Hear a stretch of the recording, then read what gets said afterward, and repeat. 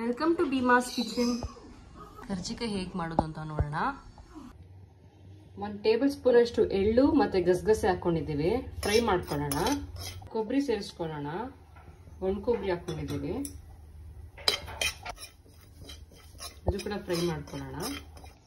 ಕಡಲೆ ಬೀಜ ಹುರ್ಕೊಂಡು ಸಿಪ್ಪೆ ತೆಗೆದು ಮಿಕ್ಸಿಗೆ ಹಾಕೊಂಡಿದ್ದೀವಿ. ಹಾಗೆ ಕಡಲೆಪಪ್ಪು ಕೂಡ ಹುರಿದ್ಬಿಟ್ಟು ಮಿಕ್ಸಿಗೆ ಹಾಕೊಂಡಿದ್ದೀವಿ, ಪೌಡರ್ ಮಾಡ್ಕೊಂಡಿದ್ದೀವಿ. 2 ಏಲಕ್ಕಿ ಪುಡಿ ಹಾಕೊಳ್ಳೋಣ, ಮತ್ತೆ ಸಕ್ಕರೆ. ಹಸಿಟ್ಟು ಕಲಸಿಟ್ಕೊಂಡಿದ್ದೀವಿ. 1 ಕಪ್ ಅಷ್ಟು ಗೋಧಿ ಹಿಟ್ಟು ಮತ್ತೆ ಮೈದಾ ಹಿಟ್ಟು ಹಾಕೊಂಡಿದ್ದೀವಿ.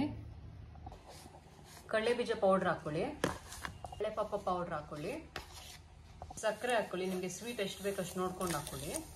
ಮಿಕ್ಸ್ ಮಾಡ್ಕೊಳ್ಳಿ. ಬೇಲ್ಕೊಂಡಿದ್ದೀವಿ. ಇವಾಗ ಸ್ಟಫಿಂಗ್ ಹಾಕೋಣ ಒಳಗಡೆ. ನೋಡಿ, ನಾವು ಫೋಲ್ಡ್ ಮಾಡ್ಕೊಂಡು ಇಟ್ಕೊಂಡಿದ್ದೀವಿ. ಇವಾಗ ಎಣ್ಣೆ ಬಿಸಿಗೆ ಇಡೋಣ. ಒಂದು ಪ್ಯಾನ್ ಇಟ್ಕೊಂಡಿದ್ದೀವಿ, ಎಣ್ಣೆ ಹಾಕಿದ್ದೀವಿ. ಎಣ್ಣೆ ಬಿಸಿ ಆಗಿದೆ.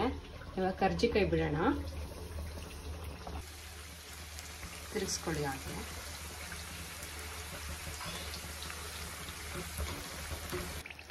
ಕರ್ಜಿಕಾಯಿ ರೋಸ್ಟ್ ಆಗಿದೆ, ಫ್ರೈ ಆಗಿದೆ ನೋಡಿ 2 ಕಡೆನೂ. ಈಗ ಸರ್ವಿಂಗ್ ಪ್ಲೇಟ್ಗೆ ಹಾಕೊಳ್ಳೋಣ. ನೋಡಿ, ಕರ್ಜಿಕಾಯಿ ರೆಡಿ ಆಗಿದೆ.